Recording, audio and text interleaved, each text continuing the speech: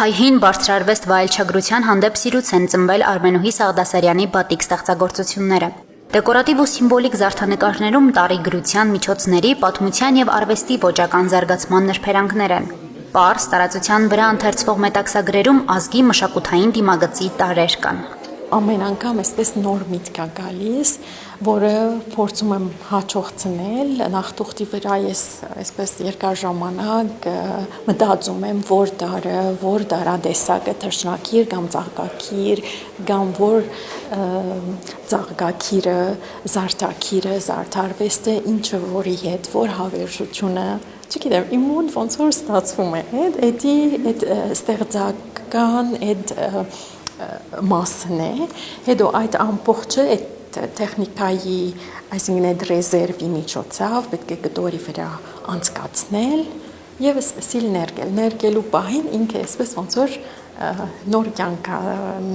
նոր շունչ ստանում։ Դրախտային թռչուններ, զարդագրեր, գլխագրեր ու խորհրդանիշ պատկերներ։ Թռչնատարերը մետաքսի վրա արվեստի 21 բատիկ ստեղծագործությունները 7 օր կզարդարեն ցուցասրահը։ Ասելիքն ու խորհուրդը ամենքում առանձնակի է։ Ընտրված գունային համադրություններն ու իմաստը հայկական մանրանկարչության եւ արաբական գեղագիտության առանձնահատկությունների միախառնումն են։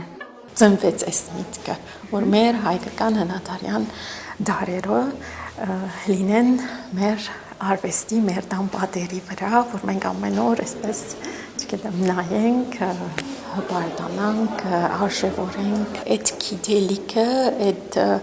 ամբողջը, որ մենք գրում ենք մեր մեջ, այդ ամբողջի սաղարթի միջոցով ներկայացնելն է նախնոր ոճով եւ դարաձելն ու հանրայնացնելը։ Ծաղկողներ ենք ունեցել, չէ՞, ծաղկեցրել են մանրանկարիչները, այնց ինքը ծաղկեցրածը եւ մի քանի շերտի նշանակություն կա, էլի, ասենք ձգի համաստեղություն,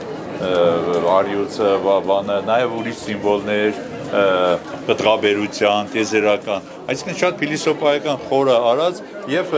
ուզում եմ շեշտել անթերի տեխնիկայով է արված։ Մի հատ ամբողջ տարածքը մենք թռչում ենք այսպես, նորը սկսում ենք աշխատել։ Բատիկ նկարազարդման արվեստի նրբությունները սովորել կարելի է գործընթացի մեջ լինելով։ Դրան էր միտված նկարչուհու վարպետաց դասը, որտեղ ներկայացրեց մետաքսը կտորը գունավորելու ճիշտ տեխնիկայի, հստակ գծանշումների եւ պարաֆինի, բենզինի կամ ջրային հիմքով ներկանյութերի օգտագործման եւ վերջնարդյունքի մասին։ Դա բավականին ժամանակակից հետաքրքիր լուծումներով է ներկայացնում հայոց տառերը, որը նոր շունչ է տալիս եւ թույլ է տալիս, որպեսզի նաեւ այստեղ արկա, այստեղ ներկա գտնվող ուսանողները, նոր սերնդի ներկայացուցիչները նորովի բացահայտեն այբուբենը եւ ինչու՞ չէ իրենք էլ իրենց երևակայության շնորհիվ փորձեն ստեղծագործել եւ նոր բացահայտումներ արել։ Գրքարվեստի եւ կալիգրաֆիայի 4-րդ ամենամյա փառատոնի շրջանակներում 5 օրանոց մեջ 12 տարբեր ծրագրային ցուցահանդեսներ, դասեր ու դասախոսություններ կանցկացվեն հայ եւ օտարերկրացի արվեստագետների մասնակցությամբ, հանրահռչակելով գեղագրության, գրքարվեստի, հայկական մշակույթի հին ու նոր տարատեսակները, միևնույն ժամանակ բացահայտելով արվեստի հեռանկարները։ Շանթ հեռուստաընկերություն, Հորիզոն։